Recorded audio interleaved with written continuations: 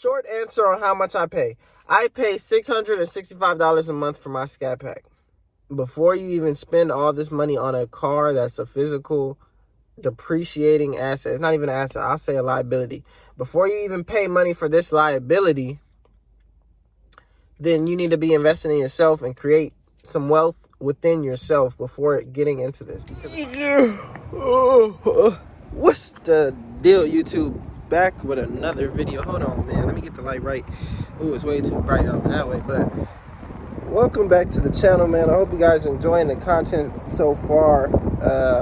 Like I said, trying to get uploads out every other day nowadays. Definitely trying to get at least 200 videos this year. We already got about, I don't know, maybe at least 30 right now. So really 170 videos to go.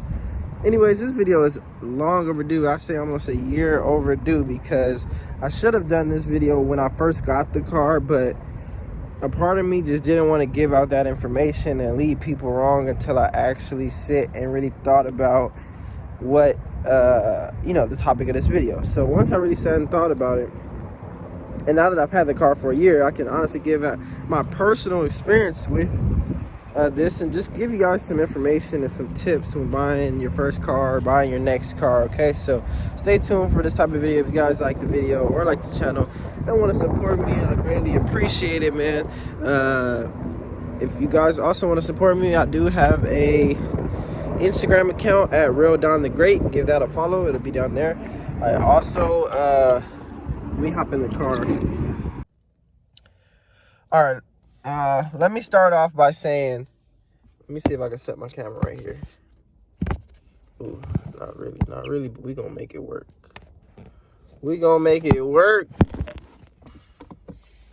All right, so let me go ahead and tell you guys my honest opinion and how much I pay for my Scat Pack a month, so you guys can take this information and apply it to your own lives, and maybe one day you'll get a Scat Pack, or maybe you're gonna be inspired to, get another car one day. And just basically, I'm trying to give you guys this information so you can take it and do better than what I did. Okay, so long story short, or let's not do a long story short. Let's do a short. This is gonna be the short answer on how much I pay.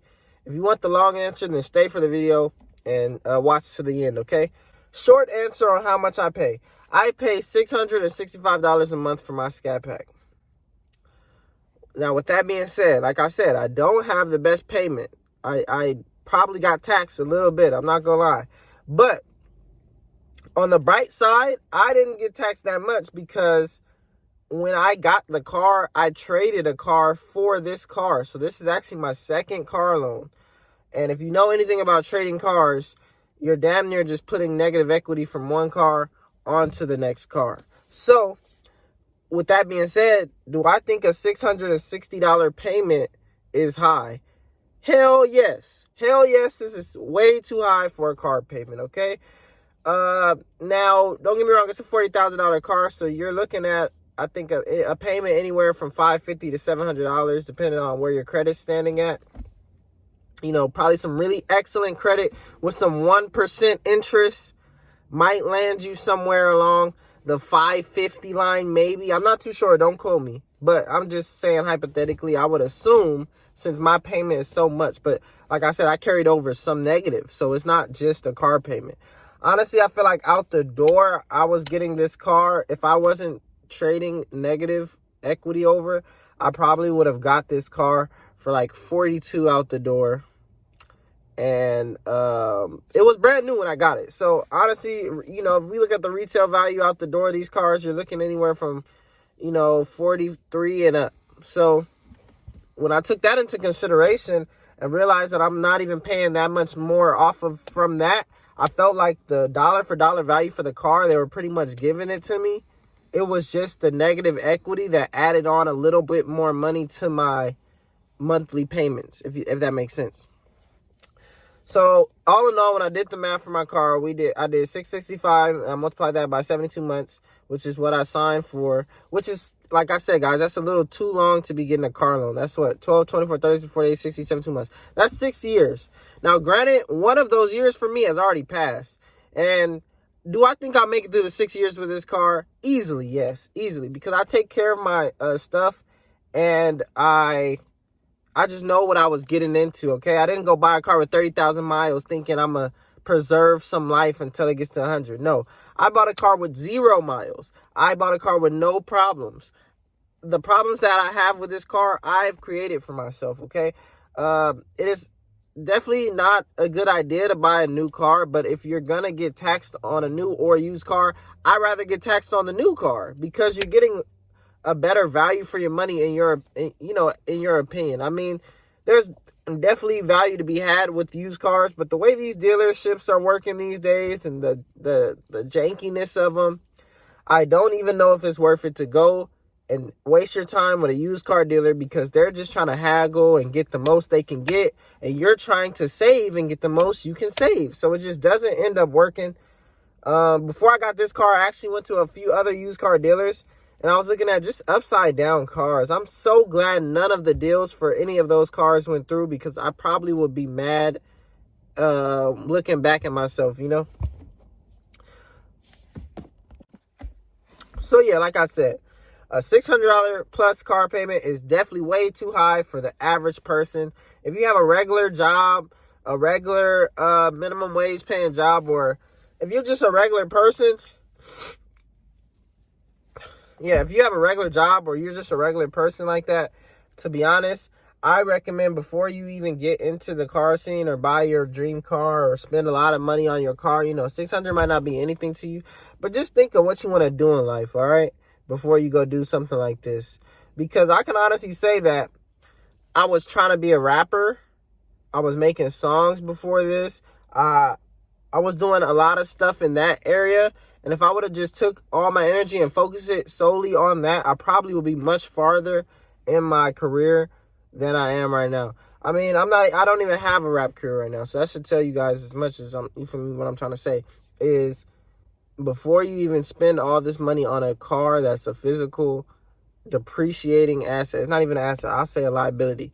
Before you even pay money for this liability, then you need to be investing in yourself and create some wealth within yourself before getting into this. Because before I've even had this car, I don't know what I was doing with my money.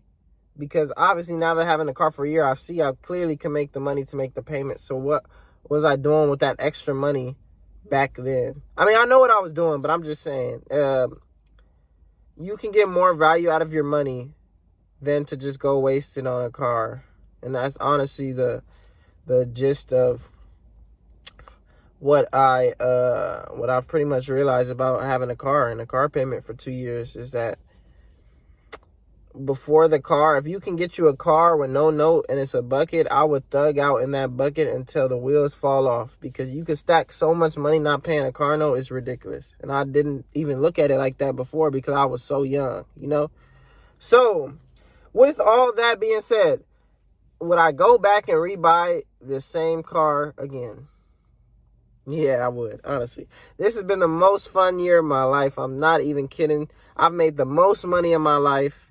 I feel like that's probably because I worked all year round, but I pretty much had no choice because the car is so damn expensive. If you don't work, there's your car right there. You don't work, you miss a few months of work and miss your payments a few months, that's how fast the car will be gone. So I do think that getting the car has kept me more focused as far as my job, because I never really looked at work as important to me, and now it actually means something for me to have a job, and I want to have a job. I don't like working, but I do want to have some sort of income. So you kind of got to pick your poison here. But yeah, the $600 price tag is a month is definitely a lot. Honestly, like I said, I wish I would have just kept investing this money into my music the prior year and the year before that. I probably would be a rapper right now. But now that I'm investing so little into my music, it's just taking a really long time for that to take off. And I'm starting to just put my focus in other areas and not just the music. But if you guys would like to go check out my music, I will leave my Apple Music link down in the description. You guys feel free to go click that, check out my music. I'm trying to drop stuff a lot this year, at least. I don't know about next year, so this might be the only year I'm really dropping. But yeah, like I said, I paid $665, short answer. Long answer, I traded in a car to get this car, so some of that is negative equity. and it just kind of compounded together. Out the door, I think I was looking at 46,000 or 47,000, somewhere around those lines.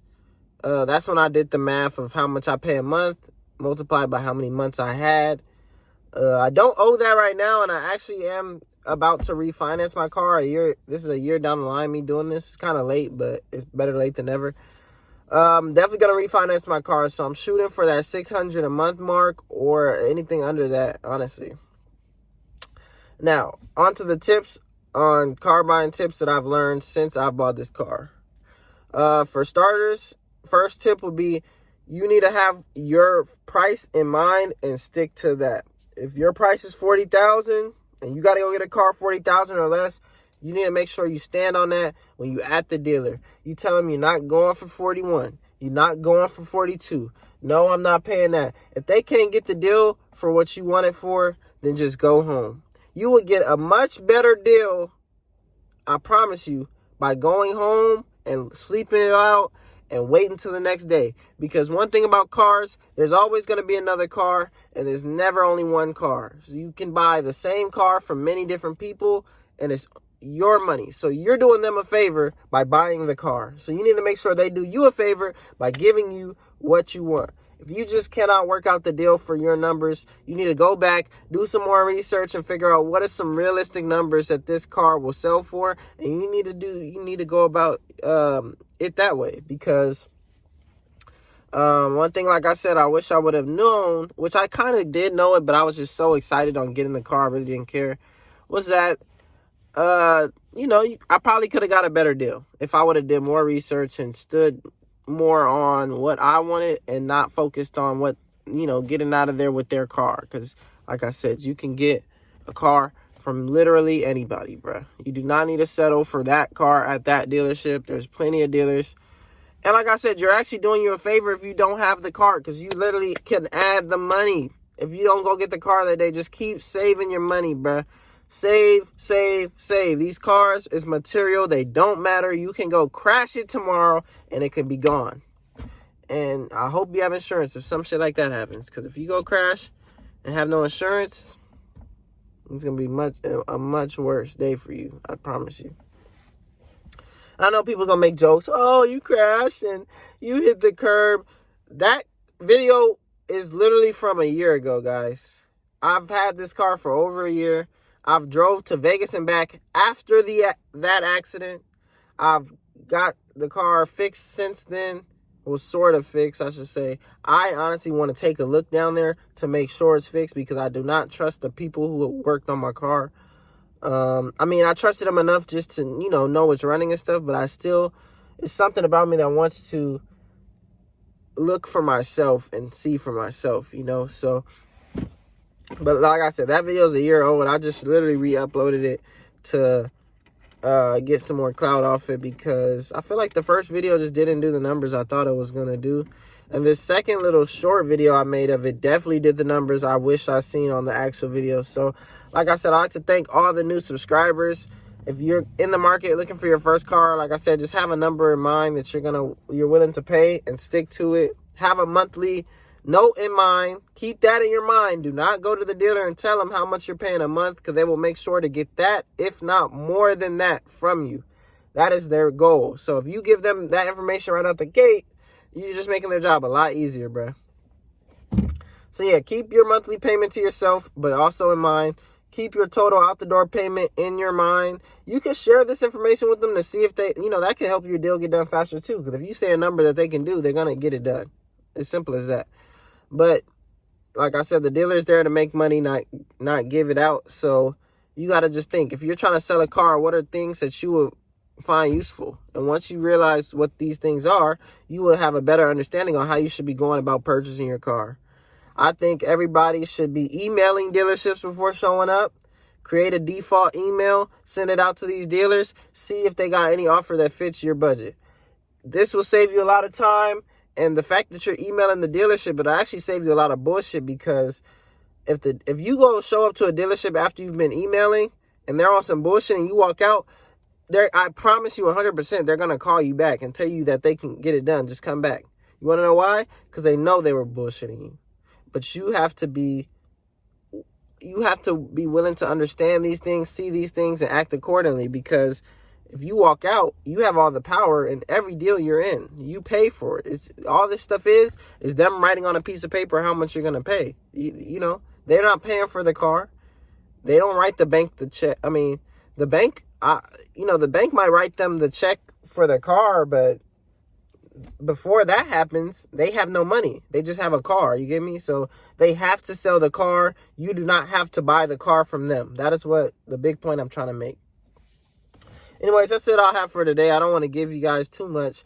I pay $665 for my car, and if it's 3 things that I wish I, would think about when buying a new car, it would be total price out the door, total price monthly, but I wouldn't tell the dealer that. And just what kind of car you want. Buy the car you want and not the car that you think you need. Or don't buy a car because you just need a car. Don't buy a car because the insurance is low. Don't buy a car because it fits your budget. Don't buy a car because you like how those cars look and you're just going to take any car. No. You need to buy a car because that is the car you want. Buy the car. If you wanted that leather seat, get them leather seats. If you want the sunroof, get the sunroof. If you want a 4-door, get the 4-door. Do not let someone else's opinions influence on what you get, okay? Because at the end of the day, the only person that's paying a note is you. So it needs to be something that you enjoy driving, something that you can see yourself paying for, and just something you want. That way, you could be like me, and you're happy, all right? Like I said, I know I'm getting taxed, but I'm happy every month. I'm happy driving my car. I don't ever feel bad driving my car. If I see some bad females while I'm driving my car, I don't have to worry like, damn, I'm in a bucket. Like, even though I already got a wife, but I'm just saying, hypothetically, like, it's not, I'm not driving around in a bucket. I feel like I'm doing good for myself at 21 years old.